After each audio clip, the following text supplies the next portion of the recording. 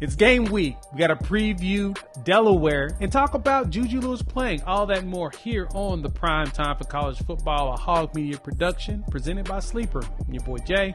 Thanks for pulling up here on the YouTube channel and listening. Wherever podcasts are downloaded and listened to while you're here, please wipe your feet, like, subscribe, rate, review.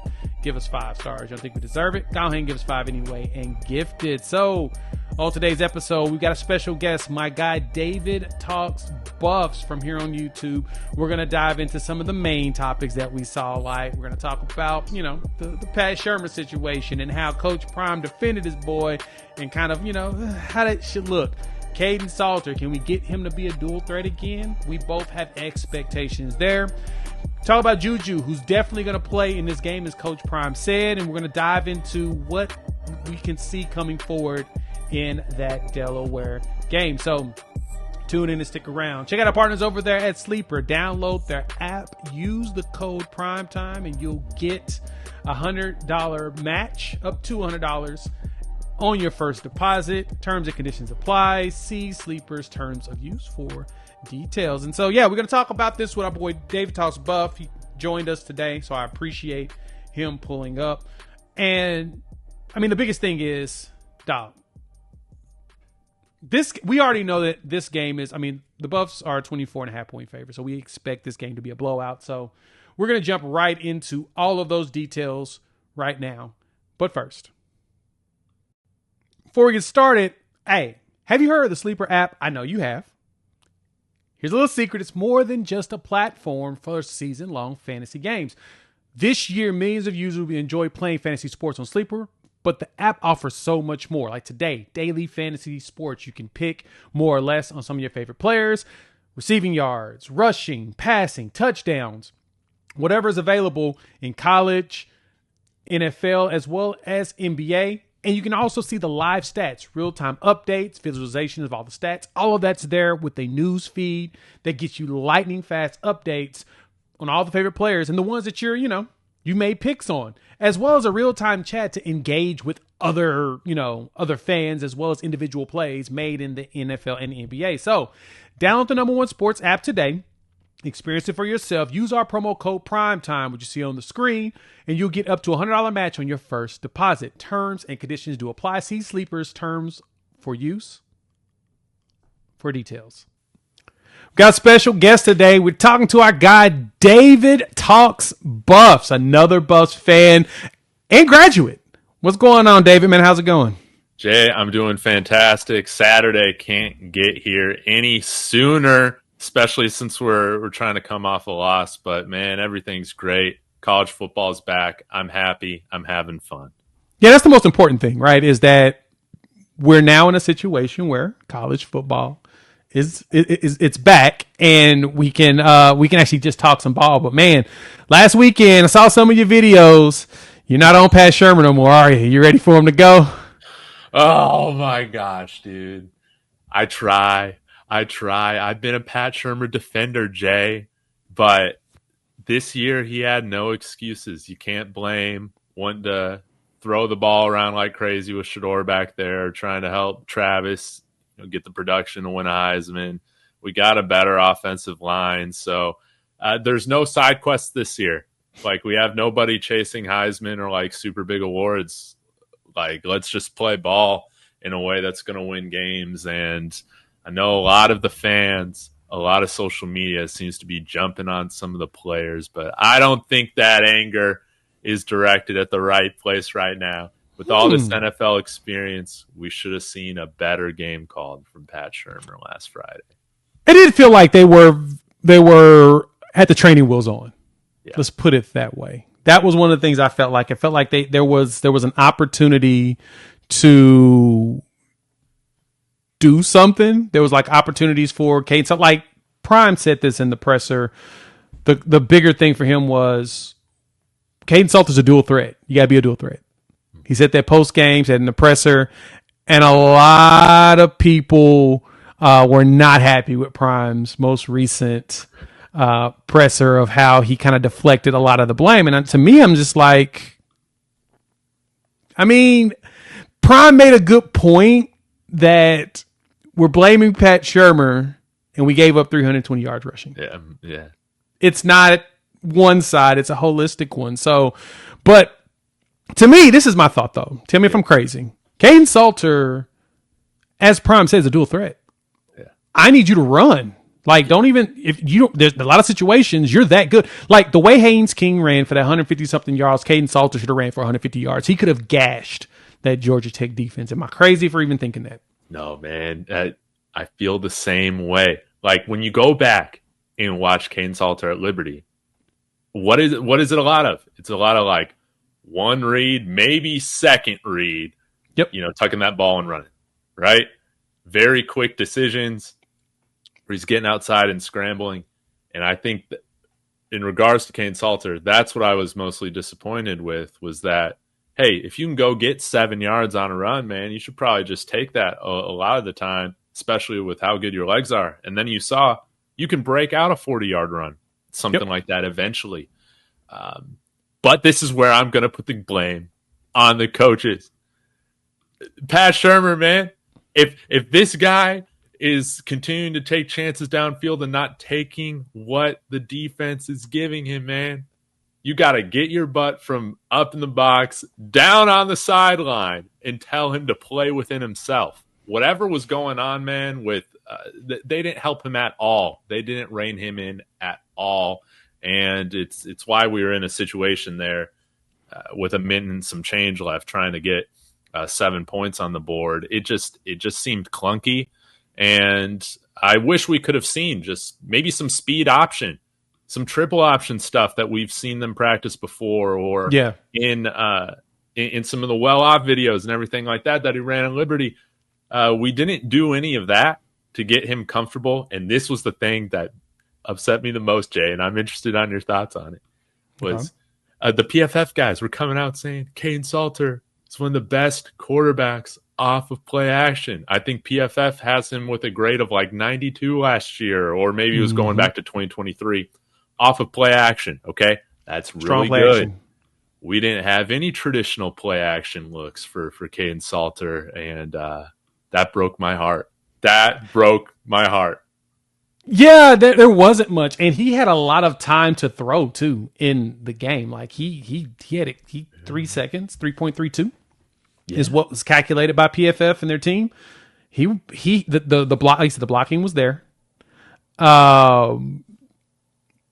He had plenty of time, and there really wasn't much. It wasn't much play action ran. No, you're right. He was one of the better ones, and mainly because the run game itself was not bad. Like it looked good.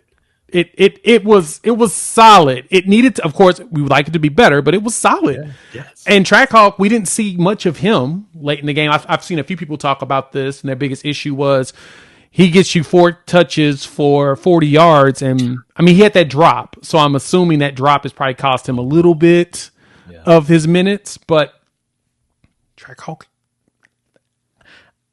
you're averaging 4.7 yards a carry. Michael Welch at 5.8 on 11 carries, 64 yards. Trying to understand why we didn't get more of that. Especially in the first drive when he's running over people. Jordan Seaton's running right next to him. And then, Jay, if I'm remembering correctly, Michael Welch doesn't touch the ball again until like the mid-second quarter after that initial scoring drive. That's inexcusable. Like, I understand wanting to spread the ball around, but Jay, I'm curious, man. You're a little bit more in touch with greater college football than I am, so I got to know your take on this. But the vastness of rotation at the running back position, when you talk about the defense, how often they were rotating guys in the secondary, to me, man, it was feeling a little bit like preseason, a little bit like rec league. Like, I did not like the fact that Michael Welch had a fantastic first drive. There's no reason to take him out of the game if he's running over people. No, you're right. You get Trackhawk getting a run. You get Simeon Price getting a run. This is in the second quarter. And you didn't get much Welch. I know. Now, Simeon Price ended up with I think the highest yards per carry on the team. But again, it just felt a little bit different. And maybe that was later on in the second half, kind of when he started to piece things together. But like the rotation, it just didn't really it didn't help anybody get into a rhythm, I think. You know? Yeah, I didn't feel like they felt like anybody was hot, I guess you could say. They didn't feel like there was a hot hand. Because, I mean, Welch wasn't, I mean, he was all right in that first drive. Let me go look at this first drive. And as I look at this first, I mean, well, shoot, 16-yard run, 4-yard run, 4-yard run. Yeah, you probably should have kept just putting it in his hands. But you brought in Track Hawk, who's caught the touchdown. Yeah. Okay. Totally understand that. But like I said, you don't get Welch until later. And it's like he had a 15-yard run and a 22-yard run, which is what, 37 yards of his 64. If you run him a little bit more, you may have gotten more out of that. And Price had a 15-yard run at, so it's 5 carries, 30 yards. And Jay, now you reminded me. We're running the ball that first drive. Of course, Salter passes it for that touchdown. Yeah. But if you're looking at the drive chart right now, this is just going off my memory, which is horrible. So you might need to fact check it. But hey, go ahead. I'm pretty sure after that first drive, we go and pass it 3 straight plays on the second drive. Second drive was 3 straight plays. 3 straight passes. It was a pass, a pass, a pass. So to Track Hawk, Draylon, and then Sincere. 3 straight passes. After the fumble, then the next possession, it's a pass. Then it's a penalty, and you're going to run it. Kane Salter runs it, which I think it was a pass, actually. So a second and 13, you run it 9 yards. 3rd and 4, we pass to Michael Welch for 3 yards. And then we punt it. David, can you explain that? It just doesn't feel right. I'm not my bias is showing right here because when I saw this game, I immediately was triggered to remembering those years with freaking Drew Lock as our quarterback, and Pat Shurmur just wanted to sling that thing down the field. Then we went and brought in Teddy Bridgewater, and I'm pretty sure, again, you'll need to fact check me on this, but Teddy Bridgewater, if he wasn't first, he was one of the league leaders in air yards that year when he started for the Broncos. Under Pat Shurmur, man, it doesn't matter what kind of quarterback Pat Shurmur has back there. He's always fighting himself not to pass the ball, man. And we just gotta we have to dedicate ourselves, I think, to an identity. Who are we going to play through? I've heard this a lot, on Twitter. People are like, well, if we don't get the wide receivers the ball, well, Mari Miller, I think, only had like 1 or 2 targets. They're going to transfer out, which, yes, I understand. But the thing that's going to impact transfers and losing talent the most is by losing games. Let's play a brand of football that leads to winning games. And it didn't seem like we wanted to lean into any specific route, except I guess maybe throwing it downfield, playing some playground ball. Yeah, playing a little playground ball. Yeah, a little throw downfield here and there. Yeah, the notion that if you don't feed them the ball, they're going to transfer, to me, is a terrible thought process, because if you feel like if you're not providing that and players are going to transfer, you probably didn't get good players in general. That, to me, is the complete opposite of the way that you're doing things. Yeah. Should be, at least. But yeah, that's not a good thing right there, David, to be even thinking that. So no, let's forward think. We're going to do that. Yes. Let's forward think. Let's pause right here. Good stuff. Let's talk to our sponsor real quick, and then we're going to dive into let's talk into the upcoming game. Yes. Before we get back over there with our guy, David Talks Buff, we got to check out Sleeper and check out Actually Making Picks, which is pretty awesome. So if we go over here, you, like I said, you pick more or less on a player. Here's some NFL stuff because NFL season is about to start. Joe Burrow here, it's got a promo going on, so we can go ahead and take him on the more half the yard. You can take Saquon Barkley. I'd say less on the rushing yards. I just don't feel like it. Not now. We'll keep that promo going. But you can also jump in here and get some of the college games, right? There's some big games coming this weekend.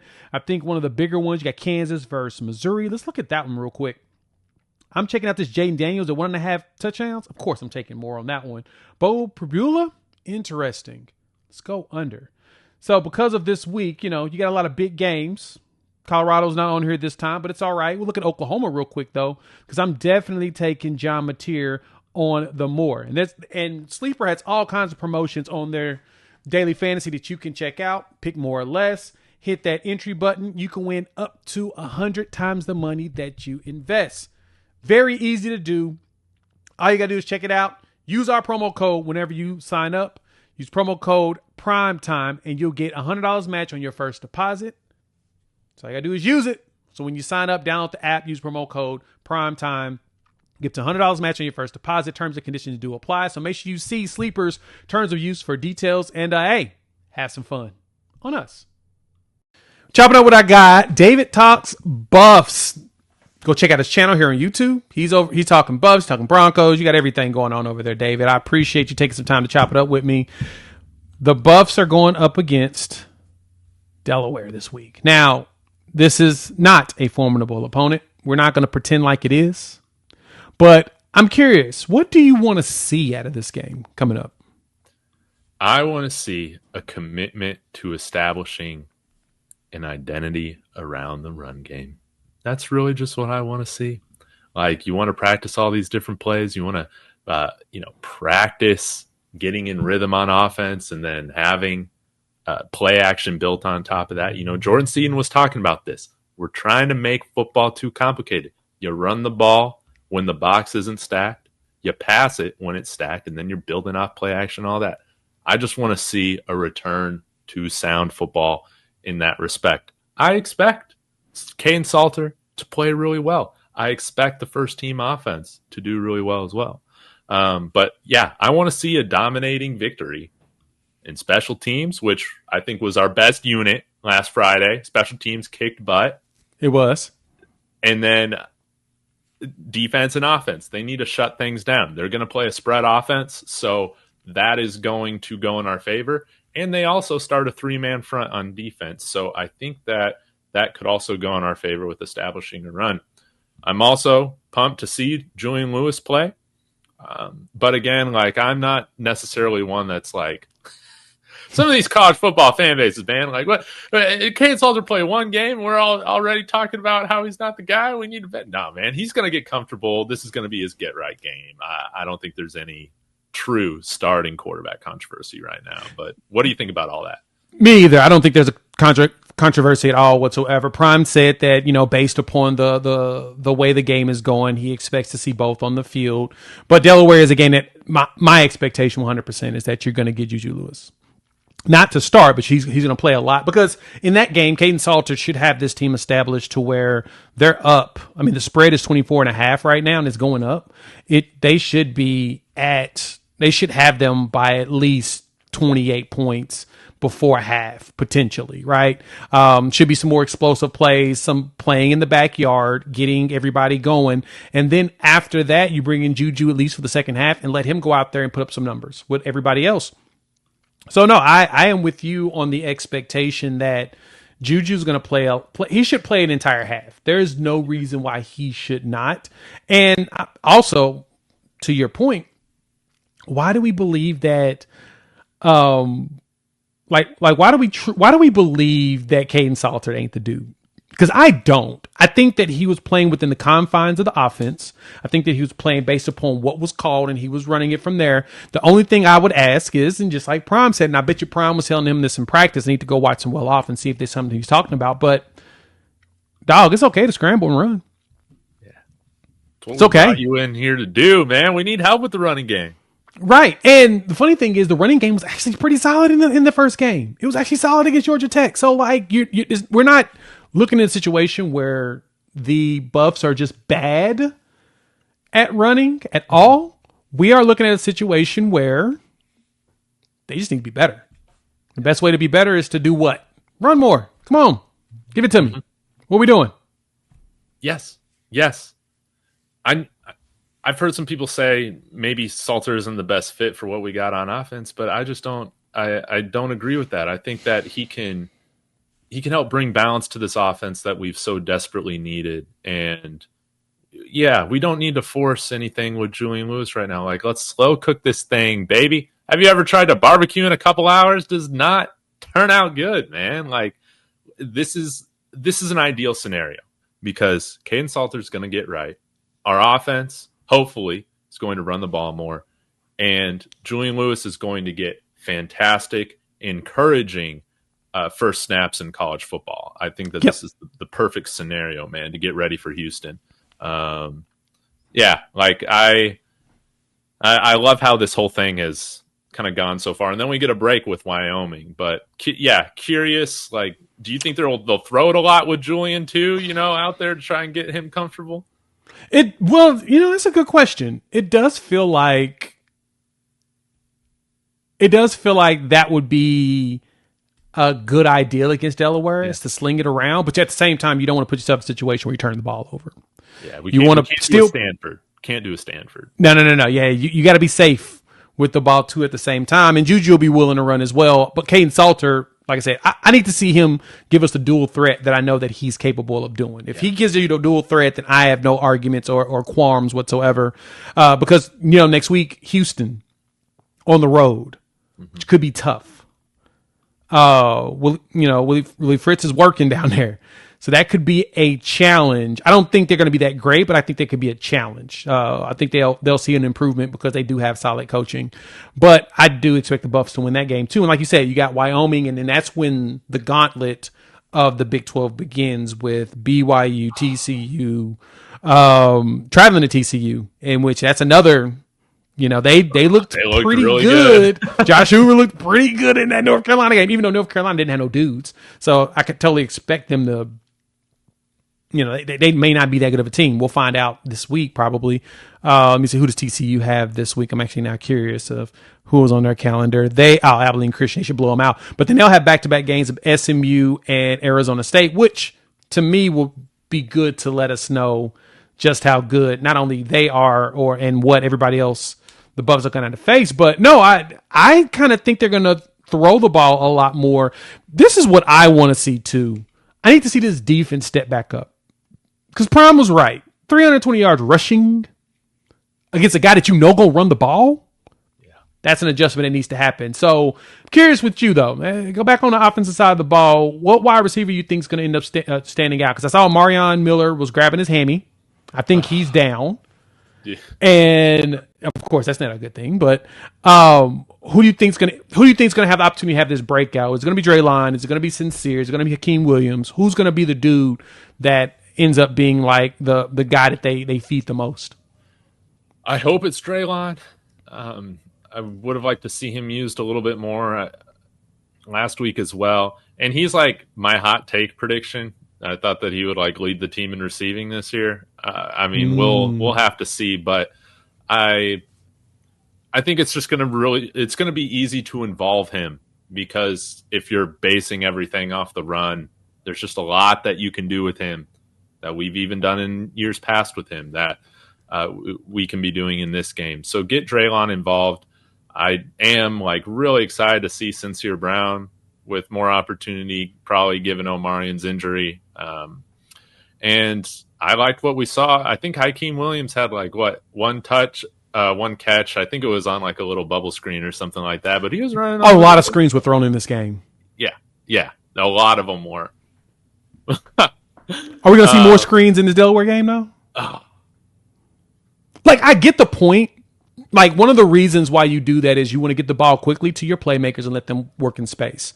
I would prefer them working in space past the line of scrimmage rather than behind. I'm right there with you. And, yeah, we do not need to call any more swing passes for the running backs in this game either, man. Like, let's get Kane Salter a little bit more comfortable throwing downfield, maybe with some, rhythm and timing concepts, because we're going to need him to pass it come conference play, man. Like we can't do what we did consistently and rely on that. So that's what I want to see. And you mentioned the defense, man.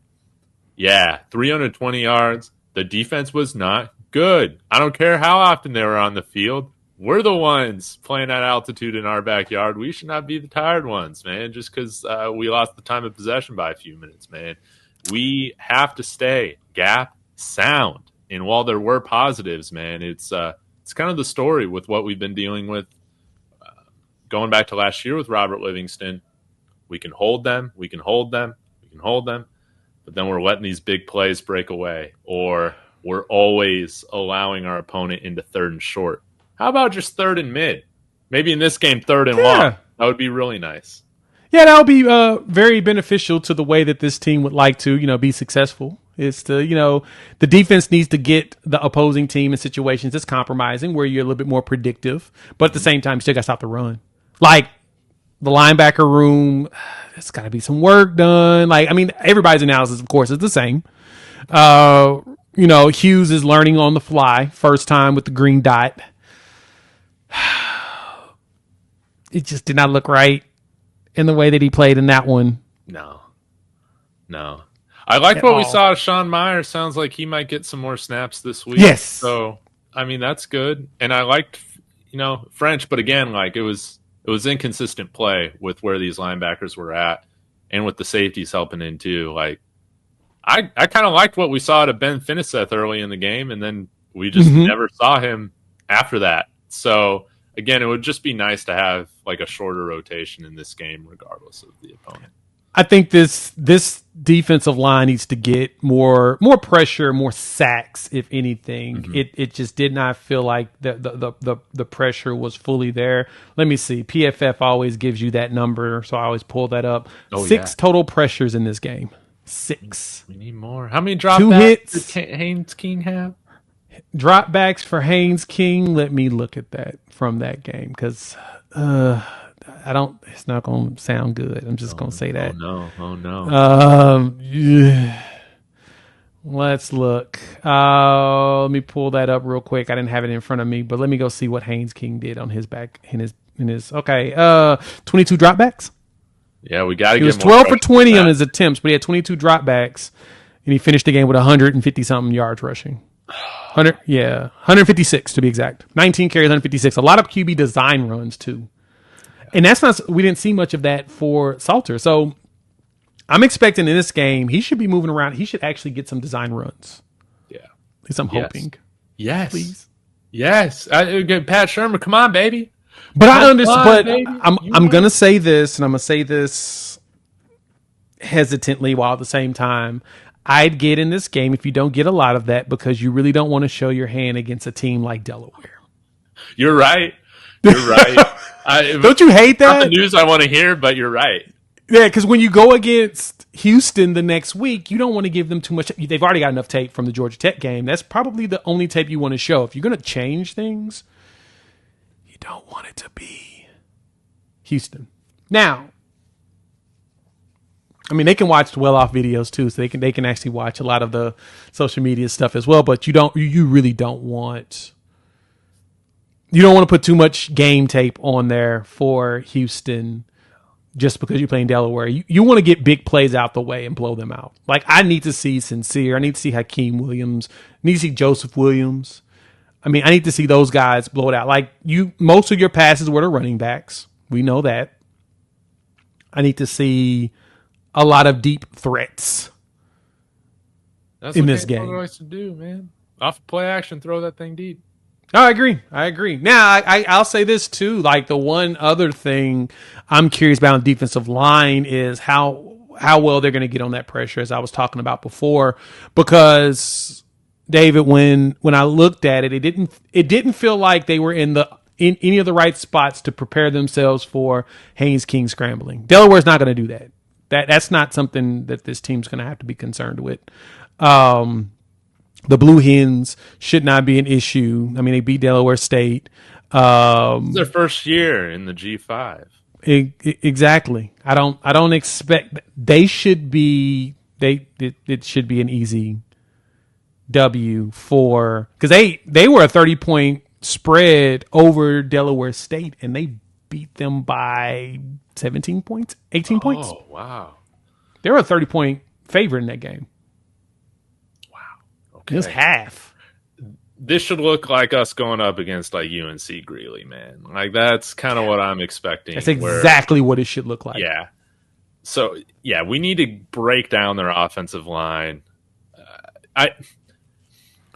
It's not the NFL, so I won't go too crazy with this because it is college football and everybody scores. Yep. But they should not be scoring on us. Like that's how I feel about a goose egg would be nice, is basically what you're saying. Yeah, and I am in agreement with you there. A goose egg would be nice. Let me see. Last year, Yeah, you mean you held Colorado State to 9 points. You should be able to hold them to less. You held Oklahoma State to no points. Yeah, I mean, they might have worse quarterback play than Delaware. Fair. Oklahoma State's so bad. And I love bagging on I'll be them. rooting for them this week, man. Gotta stick it to Nike. Yeah. Hard. I'm pulling for Oregon in this game. Whatever. I want everything bad to happen to them.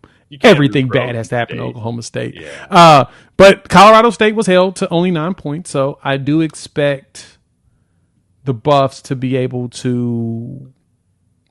They should be able to keep them borderline scoreless. Yeah. Period. So, all right, David, let the people know where they can find you. Okay. David Talks Buffs on YouTube, David Talks Sports on Twitter and TikTok, David Talks Broncos on YouTube. And if you want to ride the emotional wave with me with any of those subjects, subscribe, follow, join the chat. Jay, it's a pleasure coming on. We should do this more often. Yeah, we're going to plan and do this more often as well. And if you're over there on David Talks Buffs, you can follow me, Jay, here at the Prime Time for College Football on YouTube as well as TikTok. And you can find me over there on X at the Prime Time for College Football as well. Man, I appreciate you taking time to chat with me. And let's do this again soon. Yes, hopefully after a win, go Buffs. Thank you, Jay. Yes, a win. Definitely.